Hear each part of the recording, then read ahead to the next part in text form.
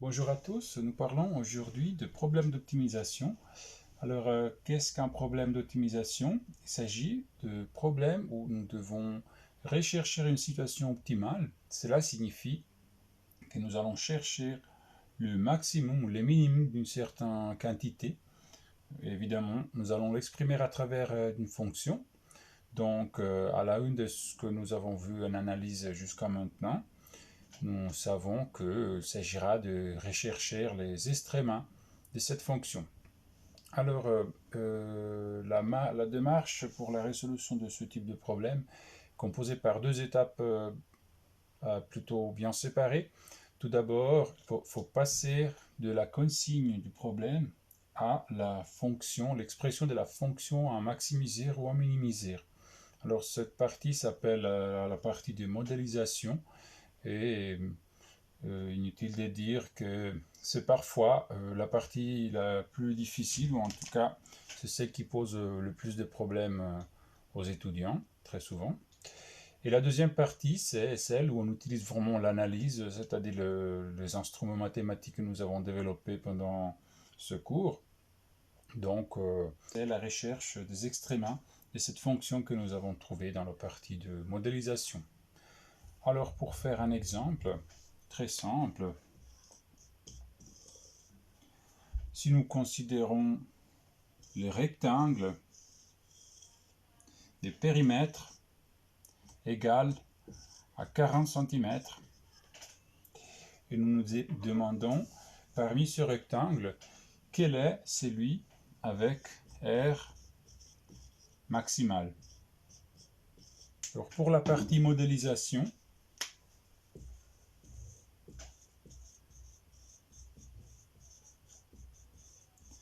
il s'agit d'écrire la fonction à maximiser. Alors cette fonction sera l'air. Donc on va dire que commence par écrire l'air. L'air est donné par A fois B. Alors ça, c'est très souvent le passage où les étudiants restent bloqués. Nous avons l'expression de l'air, mais nous ne savons pas comment faire pour la maximiser. Alors ce qu'il faut faire ici, c'est utiliser ce que nous savons comme condition sur ces deux valeurs A et B. En effet, A, B ne sont pas complètement indépendants parce que le périmètre du rectangle doit être égal à 40 cm.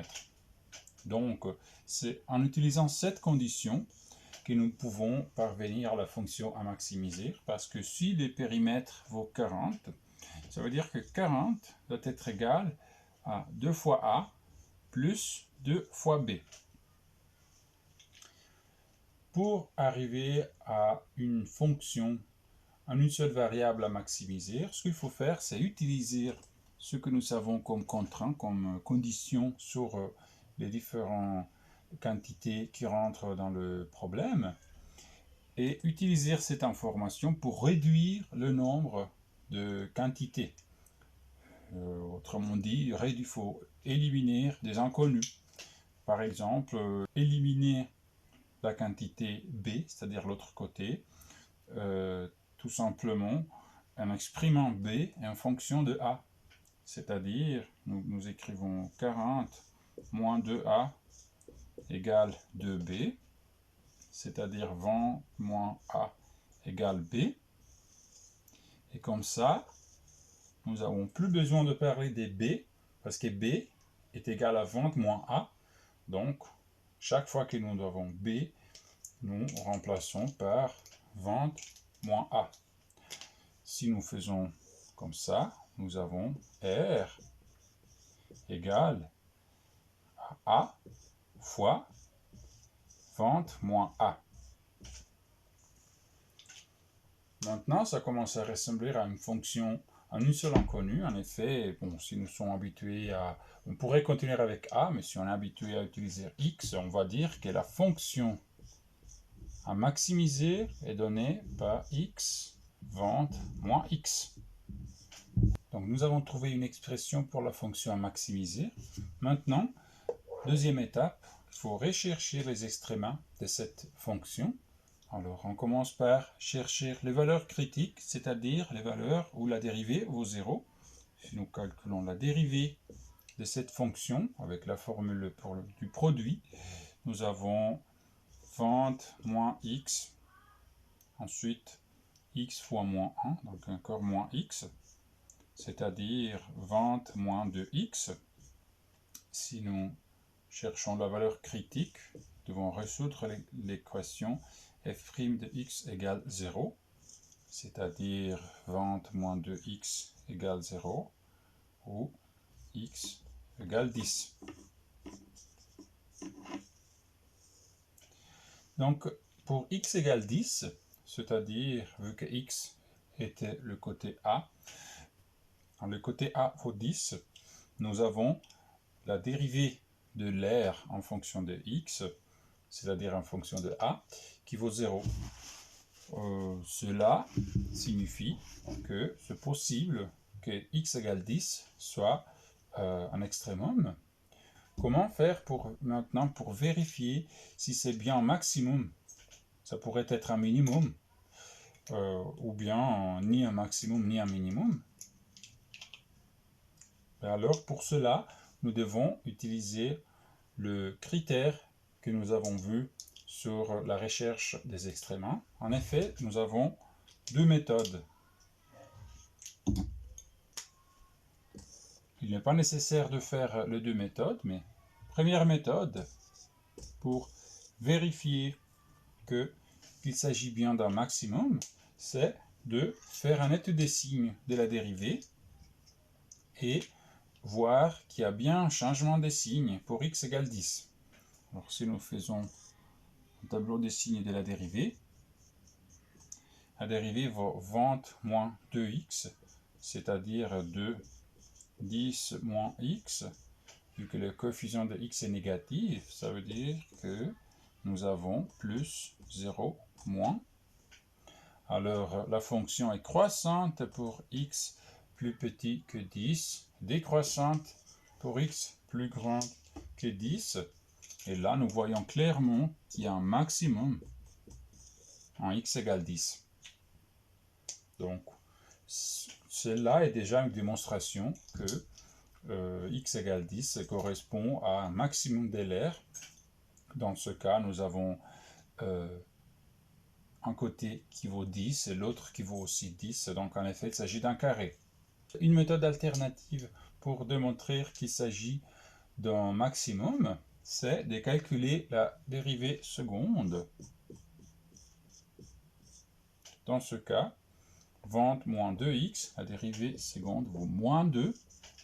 Cela signifie que la concavité de la fonction est toujours vers le bas.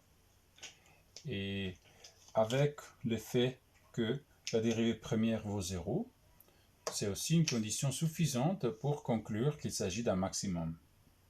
Donc voilà un exemple de problème d'optimisation. Nous avons la première phase de modélisation où nous recherchons la fonction à maximiser ou minimiser. Après, nous devons rechercher les extrémas de cette fonction.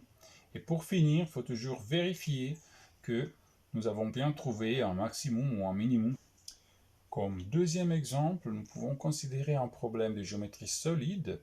On se demande parmi les parallélépipèdes à base carrée des surfaces égales 600 cm², quelles sont les dimensions de celui qui a le volume maximal. Alors dans ce cas, si nous pouvons appeler par exemple x le côté de base, vu que c'est un carré, et ensuite h la hauteur. La fonction à maximiser, cette fois, c'est le volume. Le volume qui est donné par x fois h. Nous devons utiliser cette information pour réécrire la quantité à maximiser. Donc, pour avancer dans la résolution du problème, nous devons donc écrire que 600 est égal à l'aire de ce parallélépipède qui est donné par 2 fois l'aire des bases plus 4 fois l'aire de ce rectangle qui est à côté x et h. Alors, cette équation nous permet d'exprimer h en fonction de x, et c'est ce qui va nous permettre de travailler avec une fonction qui ne contient qu'une inconnue.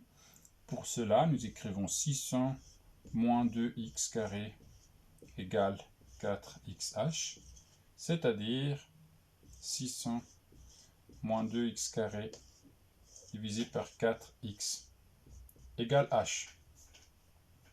Donc si nous appelons maintenant v en fonction de x, la fonction à maximiser, nous avons x carré fois 600 moins 2x carré divisé par 4x.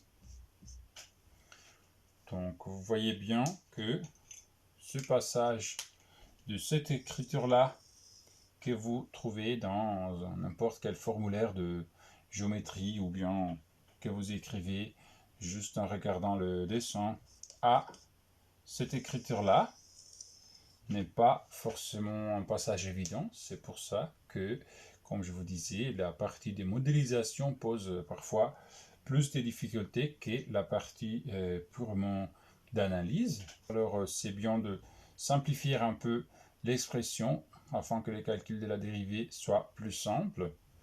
Nous pouvons écrire 150x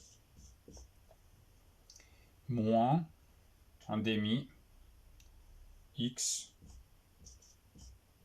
à la puissance 3. Voilà notre fonction. Maintenant, pour sa dérivée, nous trouvons 150 moins 3/2 x carré. Maintenant, pour les valeurs critiques, nous devons en poser dérivée égale 0. Cela nous permet de déterminer les valeurs de x qui sont 2 fois 150 divisé par 3 racine carrée.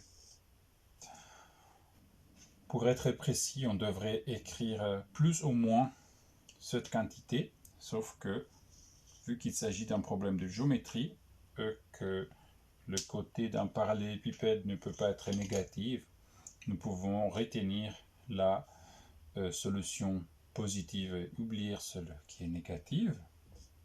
Et si nous faisons le calcul, ça fait racine carrée de 100, c'est-à-dire 10. Alors voilà la valeur critique.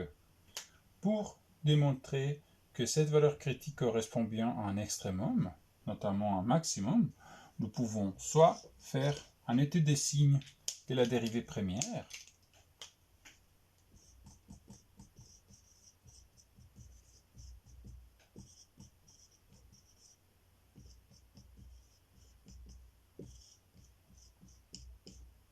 afin de démontrer qu'il y a un changement des signes autour de x égale 10. Sinon, nous pouvons tout simplement calculer la dérivée seconde. Dans ce cas, c'est clairement plus rapide. Nous trouvons moins 3x. Alors, si nous évaluons la dérivée seconde pour x égale 10, nous trouvons moins 30. Cela signifie que pour x égale 10, la concavité de la fonction est vers le bas, et donc il s'agit bien d'un maximum.